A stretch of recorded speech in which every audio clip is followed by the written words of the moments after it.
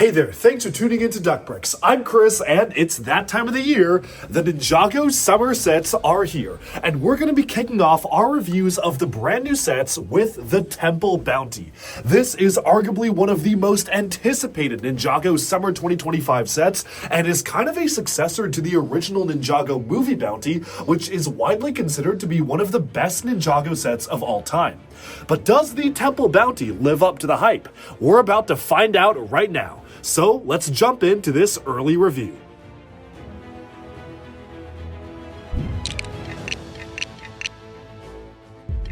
Here it is. 71848 is the Temple Bounty, based off of Ninjago Dragons Rising Season 3 Part 2. It contains 2,387 pieces and will retail for $200 or 200 euros when it releases on August 1st here in the US and June 1st pretty much everywhere else in the world. As I said in the intro, this is one of the most anticipated Ninjago sets yet, and for good reason. The Temple Bounty is our first gigantic full-scale bounty that we've gotten in a while, and especially after the relatively disappointing Dragons Rising Season 1 version of the bounty, which we got just a couple of years back, fans have been clamoring for a full-on return-to-form, gigantic-scale bounty, and this set absolutely delivers. I find it really interesting because this draws a lot of inspiration from the layout, to the sails, to the way that it's all set up, to the Ninjago movie version of the Destiny's Bounty, which was priced and pieced similarly compared to this one, but of course does its own thing with a lot of ties to the current season of Ninjago. There's a lot to get into here, so we're gonna take this piece by piece. There is actually a display stand featured for the set, which allows you to kind of tilt it like it's taking flight, which I find to be really interesting. That's one of my favorite parts of the model, and for the first time in any bounty, you actually have a really interesting dragon headpiece near the front of the ship, which showcases the red dragon head sort of snaking over the top of the ship, and then manifesting in a smaller form near the top of the ship instead of the front of the ship itself, which is a pretty controversial decision, and maybe the only part of this model that isn't quite perfect for me. Otherwise though, I love this model. The color scheme is super refined and interesting. It's a lot darker than previous versions of the bounty, leaning heavily on the blacks and the dark reds and even the browns kind of mixing all together. Whereas most versions of the bounty have been very bright red, this one has much more muted colors. It feels a bit more realistic compared to some of the other bounties, and I really love these spectral lanterns hanging from the sides of the ship, tying it into the Spectral Lands quest that the ninja are setting off on in Season 3 Part 2. Altogether, it is a really remarkably well done model, and there's a lot of interior detail. In fact, there's so much interior space, it might actually have some of the most interior space out of any bounty so far, and that is absolutely a bonus. But we're going to start off by taking a look at the outside of the ship, just calling out little things that I really appreciate about it. I like how there's a lot of deck space, how you can actually access the interior by lifting up some of the decks, and the only downside to the upper parts of the sails is that they really only look good from one angle. We'll be revisiting that in a little bit, but honestly it doesn't detract too much from the model for me, especially because the material used for the sails is pretty instrumental in the transformation feature, which you're about to see right here. Twisting a knob on the back allows the wings and winglets on the side of the ship to open and close up, which actually folds the cloth altogether, which is the very first time a Destiny's Bounty set has done that for the flight transformation feature. A lot of the previous iterations have done stuff with moving plastic components, or even just having the top sails move, but this is the first time we are actually getting these sails folding in and out, and I actually think that is a really nice touch. It makes it feel more realistic, the way that they furl outwards. I really like how neatly they fold up as well, pretty much just fully closed up behind the actual sails there, and my apologies, you'll notice that in one of these videos, one of the sails has kind of fallen off of the hooks here, which is something that does happen. If you open and close it a ton, it can tend to kind of disengage from those mixel joint holders there, so you just have to be careful and just put it back on, because you do need the sails attached on every single point to actually allow it to close up nicely. But as it is, it's a really cool play function, and easily one of my favorite play functions that we've gotten for the flight mode of a bounty, because it really feels like you're unfurling some sails. Of course, moving our gaze up to the upper part of the sails, they do look really good from one angle, and that is the one thing I do kind of wish they made different from the older movie bounty. I wish they had a way for the sails to look good on both sides, maybe just having the sails have an alternate version on the side, or just figuring out a way to print these on both sides, which they haven't really seemed to have figured out how to do. The decals though are really nice. I love the dragon scale design on the side of the sails, and all the stickers as well are very elegant and nicely done. The temple bounty text is written very nicely on the side, although honestly, I might have preferred that to have been written in Ninjago instead of just standard text, although it's not that big of a deal, it still looks really good. Moving over to some of the decals on the back of the ship, another one of my favorite stickers is this dragon decal back here. You can see that the dragon spines are actually referencing the first realm dragon spinjitzu gimmicks that we got in the first half of this year, which is really nice to see that gimmick actually being referenced on the back of the bounty, which further cements this as being very Dragon's Rising Season 3 focused. The only thing that really throws me off about this set is honestly the way the dragon mount is done for the head.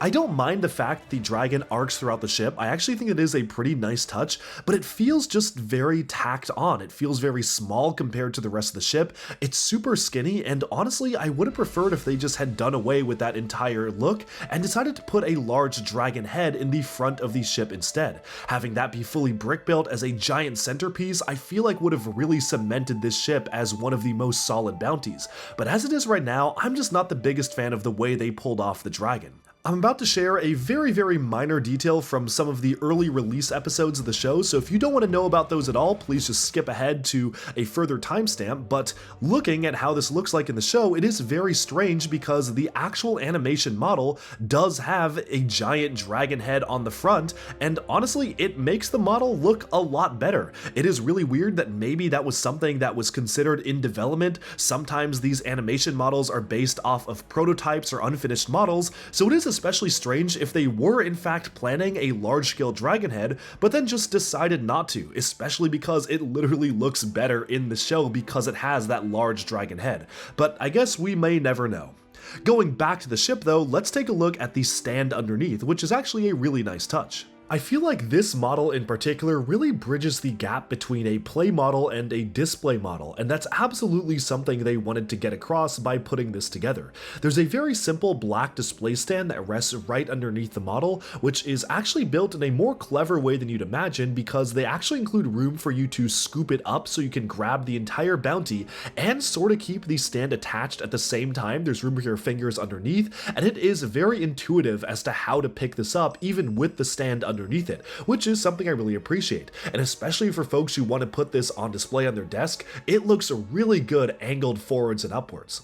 Taking a look at some of the extra side details, I love the inclusion of the relatively new F1 collectible series handles to use as the anchors there. It's really nicely done. And then, of course, it's time to take a look at the interior. One thing I will say about this model, it is pretty fragile, especially compared to a lot of standard LEGO items. While I'm just removing some of these components, things are falling apart, they're splitting open, and honestly, again, it feels like this could have just done with a few more iterations in the pipeline, especially because it is so close to being the perfect model, but there's just a couple of things holding it back, but more on that fragility in a little bit. First off, you can see just how many sections actually come off for you to be able to take a look at the interior of the vessel, and let's look at that interior right now, because there are so many details packed inside this boat. With all the temples and buildings removed, it actually does have a pretty decent profile, but of course, let's now take a look at the interior of the ship. And that is what that stand looks like if you were curious. Taking a look first at the front of the ship, it's pretty compact here, but they really are taking the most advantage of space. You've got a little training dummy up there, a weapons rack, even some places to store katanas, and a few stickers which showcase paintings. One of which showcases a monastery up in the clouds, which doesn't really look like the monastery of Spinjitzu, but maybe that's what it's supposed to be. And then the other one showcasing the 4 weapons blacksmith, which is very clearly meant to be that shop, which I think is a really nice touch. That's not the only Ninjago 2011 reference here, and as the theme gears up to its 15th anniversary, it makes total sense that we're starting to see these appear as references in more and more sets. Going through a circular doorway from the front section will get you into the main corridor of the ship, and there's a lot to be seen here. One thing I do want to point out though is that the construction to attach the front parts of the ship, which you see the weapons attached to, is a little bit flimsy. I don't think it's gonna fall off, but it wobbles just enough for me to be worried.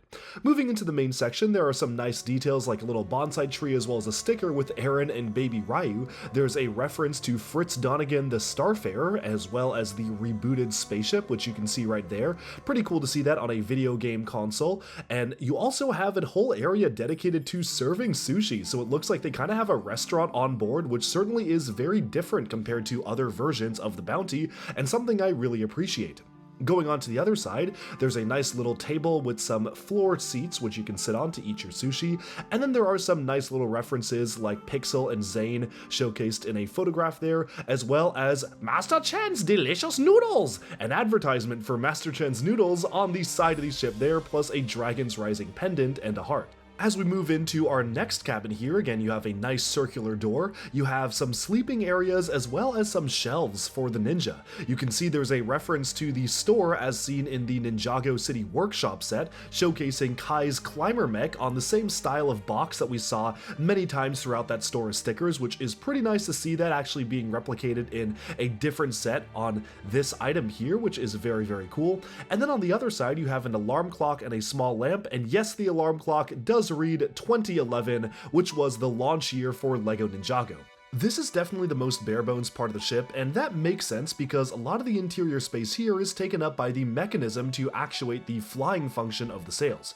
You can see it is actually remarkably simple in the way it's done. You basically have these two knobs which kind of link up with each other, and they cause each side to open and close. Let me just reattach the sail here so you can see exactly how that's supposed to look. As you go ahead and close it up, you can see it folds very neatly away, and then you open it up and you have it actually without really any wrinkles. One of my concerns upon seeing this was that would you be wrinkling the cloth pieces by doing this, but thankfully this, as well as the Guardian Dragon set, uses a specialized cloth material we've seen a couple of times before, but it's very lightweight. You can fold it in all sorts of different positions and it doesn't really crease, which is really nice and definitely something that feels very high quality as it's put together. But now let's put all of the different floor sections back one by one and take a look at what you can do there. Placing the first part of the temple bounty on, you can see that this is a very small room, and honestly, despite the fact that this is the temple bounty and there are a lot of temple-sized rooms, most of them don't really have that much going on. Most of the interior detail is hidden on the inside of the ship. This room literally just has a sextant mounted on the front of the boat, but really nothing else, and that is one of my minor complaints about how this ship is done. It's actually really flimsy in its construction. As you can see here, this upper section is only attached by 2 studs. That's right, both the roof and the top sail only are held on by 2 studs, and I guess that would make sense if it was meant to be removable, but it's really not meant to be removable. So that way when you're swishing it through the air or if you lift it up wrong, it just will fall off, and that does feel like a very strange miss in terms of the design to me. I don't really know why these weren't attached on a much more secure manner. As you can see, as I'm moving around the item here, it is really easy to just have it fall out of place and fall over. And it's a bit disappointing for a set this expensive and this large to have very flimsy aspects like that. It's not that big of a deal, and as long as you're very careful with it, it won't cause that big of a problem, but it is just something I did want to point out.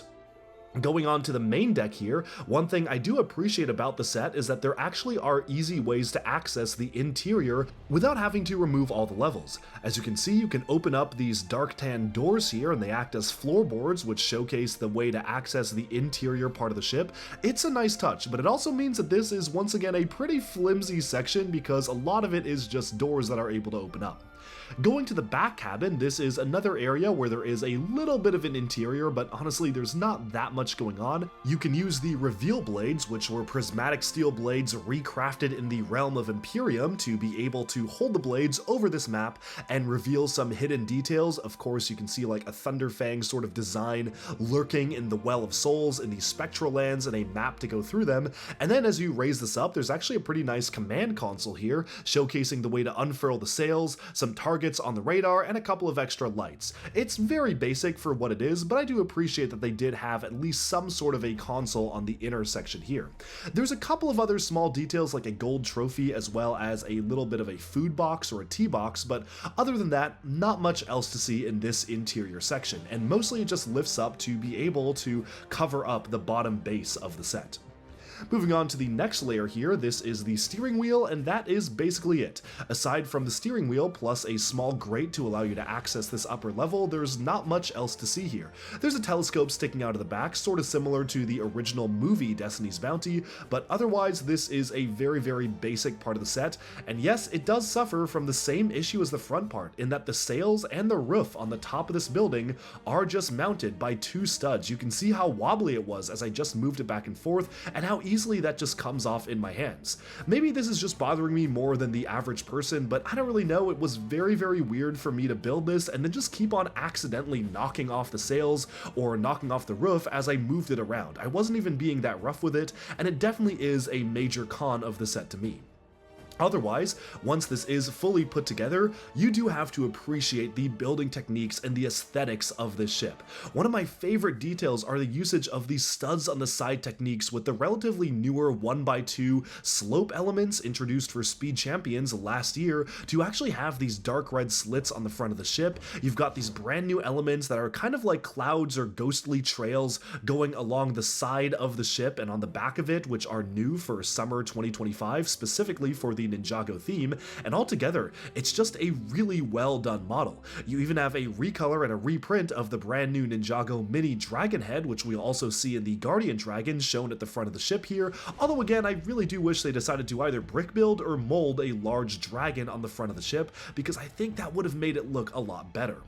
Altogether though, I am very happy with this set. The mechanism is incredibly satisfying and it's very unique compared to all of the other bounty mechanisms, especially when they've been a little hit or miss in recent history. Some are really good and some are just not that interesting, but this one works really well. And now it's time to take a look at the minifigure selection. The minifigs in this set are interesting, to say the least. Nia and Zane are exclusive to the set, and I have a lot of thoughts on that. We'll talk about that later. It does include Wildfire, which is nice because she is actually the pilot of the ship in the show. It's our second copy of Cole from the entire wave, our third copy of Rogue J. Actually, that would be the fourth if you count the one in the 4+ set with a different style of hat. And then you have Zarked, the Forbidden 5 member, who is basically just facing off against the world here. You know, he's really the Forbidden Fraud after his very weak showing and shameful display in Dragon's Rising Season 3 Part 1, but it kind of adds on to the meme that, like, the worst member of the Forbidden 5 is the only one facing off against the ninja in this giant set. Altogether, it's very swooshable. The only other thing I wish could have been changed were that if there was a way to modify the sails to at least angle them forwards a little bit, like what we see in the show, the sails are kind of angled slightly to allow you to make it look like it's catching the wind, I think that would have been a really nice touch just to make it feel a bit more realistic in flight. But as it is very fun to swoosh around my room, and of course, I already have it mounted to the ceiling, flying high above with the rest of the sets because it is something that just looks really good on display hanging above my ceiling. But now, let's take a closer look at the minifigures and then we'll close out with my overall thoughts on the value of this set as a whole.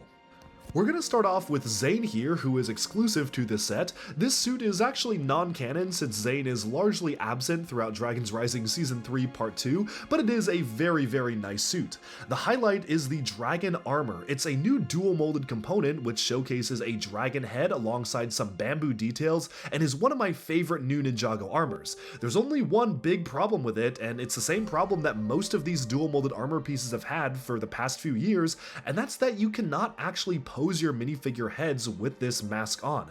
Unfortunately, the mask is built into the armor, which means that you literally cannot turn their heads. It's one of my biggest complaints about the new Dragon's Rising system of interchangeable hoods, and I get it, LEGO has committed to a system for the next few years, but it is so sad when armor pieces like this are kind of wasted for display in my opinion, because I love to pose up my minifigs and move their heads, and you just can't do that with this armor piece. Otherwise though, with the armor removed, it's one of my favorite designs for Zane actually, which is a bit of a shame because it doesn't really appear in the show. The dark tan and dark red is a really nice touch, and I find it really interesting to kind of tie these ninja back to stealth and to really tie them together as a team. All of them have a little bit of dark red integrated into their torsos, and I love the chain tassels as well. Zane, of course, is kind of on a run where he's just been revealing his exposed chest. Like, he's just flaunting it around on every minifigure, so it kind of makes sense. You can see the exposed power core there because for whatever reason he keeps on doing that for his recent minifigs, but I do find that to be like a funny detail, and of course it does tie it very close to Zane being the robot ninja of the team, or the Ninjroid. Moving over to Cole, this is the second copy of Cole we get. We get another version of him in the combo vehicle, but it's actually really well done. He comes with one of those lanterns, which they use to actually see these spectral dragonians right before they suck the souls out of the living, and of course you have some really great armored up detail for Cole himself. He's got the dark tan and dark red factored into the color scheme, much like the rest of the ninja here, but this time he also has some orange details, which is really nice, and I love the armor, kind of like a plate mail sort of style of armor on the center of his chest there, which just looks really cool. He's also got that same tassel, but at a different location this time, and you have a stylized version of the Cole symbol on the back of the armor.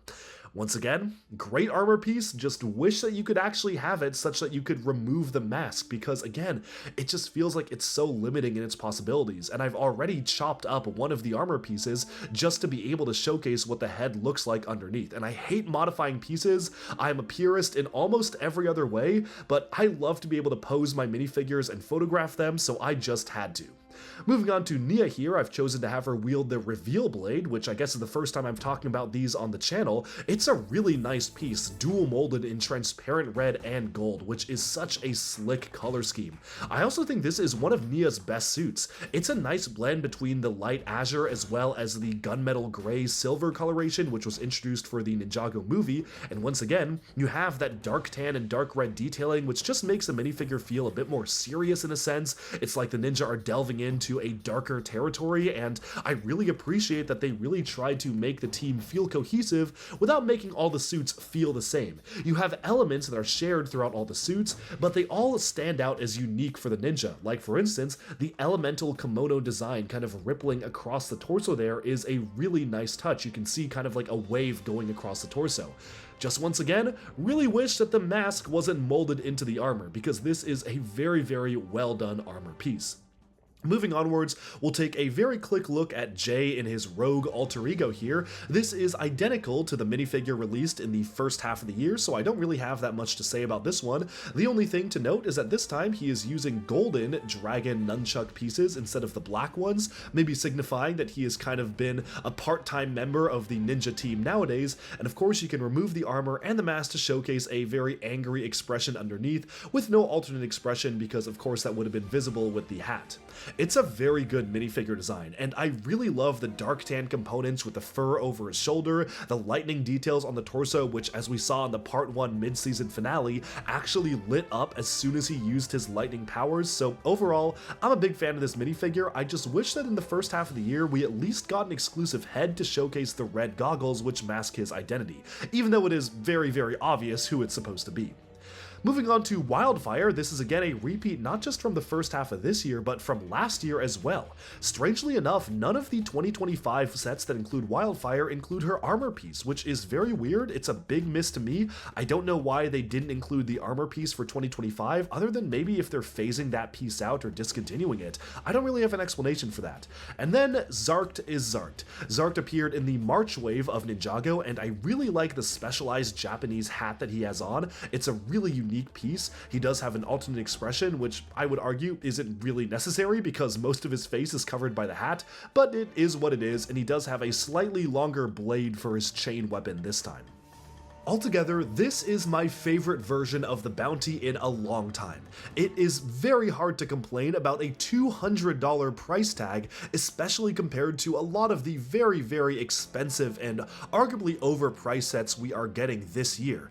Over 2,387 pieces for 200 bucks is a really good deal, especially if it includes 2 exclusive minifigures. There are a ton of fabric components and sales. It's just really nicely done. That being said, I will say that there are a few things holding this set back for me to consider it the perfect bounty.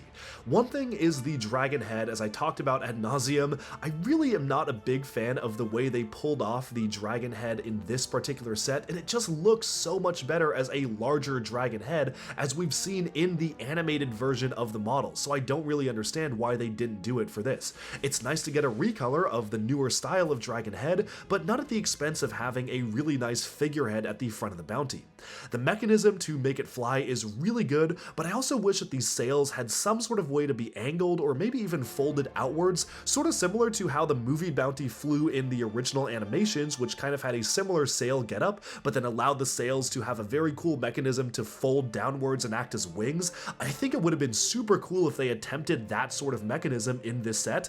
I understand it would have required a lot more pieces and probably a lot more fabric as well, and would have bumped the price up significantly, but I would have taken it to have an even cooler transformation feature, because for me, my favorite bounties have historically been the ones with the best transformation features. The final flight of the Destiny's bounty had such a cool function to allow the engines to literally split in half and then angle backwards. Even the latest Legacy bounty had a really cool way to angle the jets backwards and allow front jets to move outwards at the same time.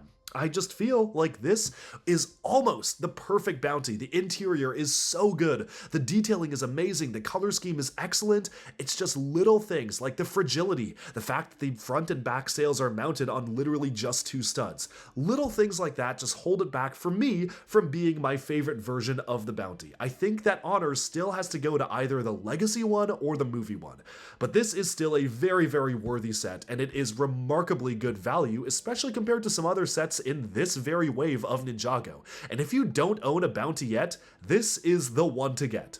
That's all for this review. Let me know if you agree or disagree in the comments. I recognize I've been a little bit more critical of this set than most people have been when they first saw images online, but it's my job to give an honest review of the set. Whether or not it's been provided to me for free by LEGO, I want to state my honest opinions, and while I say this is one of my favorite Ninjago sets this year, it definitely isn't perfect, and that's just what I think.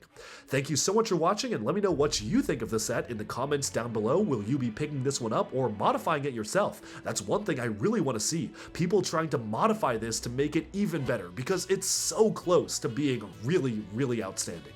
That's all for this video. Thanks so much for tuning in, and be sure to like and subscribe for even more LEGO news, reviews, discussion, and analyses coming your way very soon. Bye for now.